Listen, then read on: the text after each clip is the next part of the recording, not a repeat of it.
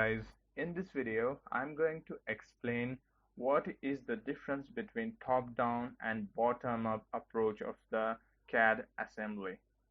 So basically, if you start with the top-down assembly, there is already an existing part, and by taking reference of that existing part you create another part. So that is called as top-down approach. This method is also called as skeleton modeling. On the other hand, there is a bottom-up approach. In this method, you design parts individually, and after finishing working on those parts, you assemble it in one assembly. So we will start with the top-down approach. As you can see in the screen, there is one assembly and in which there is one part. And now I'm going to create a shaft which is going to fit in that hole. And to create that shaft, I will be taking the reference of this part. And this method is also called as skeleton modeling. So let's get started. First of all, you need to go to create option here, and then go to solid and give the part number or whatever name you wanted to give, and say OK. Then again say OK. Keep the selection as copy from existing. Now here you have to go to default position, so that whenever you assemble that part, you don't need to give the references again and again. You just go and put it in the default position, and it will that shaft will be going to fit in properly on that place. Then say OK. Now go to the part second, right click and activate. Now what I'm going to do is I'm going to take one plane, and that plane should be at the distance of 0 from this surface of that hole's lower surface. For that, I need to open the model tree of this. Let me just go to filter, activate the features, say OK. Now features are on. Now I'll take the top, this is the top plane. I'll check the distance of that top plane and this bottom surface of this hole. It's about 43.75 inch. Now what I will do, I'll take one plane from that top plane at the distance of 43.75 inch.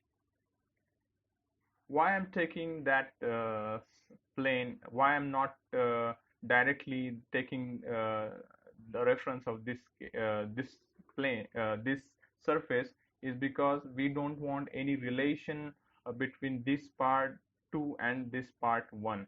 If we directly go and select the bottom surface of that hole, then it will create one relation between part 1 and part 2. So when you open the part 2 separately, it will fail. So we don't want any relation between them. So what we are doing is we are creating a plane which is coplanar with that lower surface of that hole, and from that we will be going to create one shaft which is going to fit in this hole. Okay, so just go to extrude, select that plane which we have just created, and now you have to go to right click and just click reference and take the reference of that circle or hole, close. Now go to circle and draw a circle here, and with the help of that reference we have created one circle. Now go to the references again and delete the reference of that surface, so that there will be no relation between that part 2 and part 1. So our part 2 will be independent. Then say OK and drag that length of the extrude. I'll say 250 inch and say OK. And now Control A.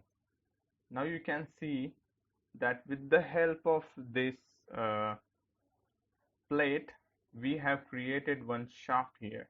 You can call this part 2 as a male part. So we can say that with the help of this female part, we have created this male part.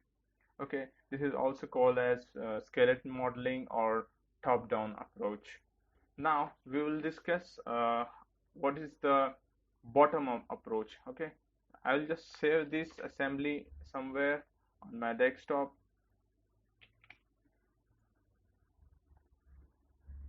Okay, so I will close this now. Now I'll show you what is the bottom-up approach.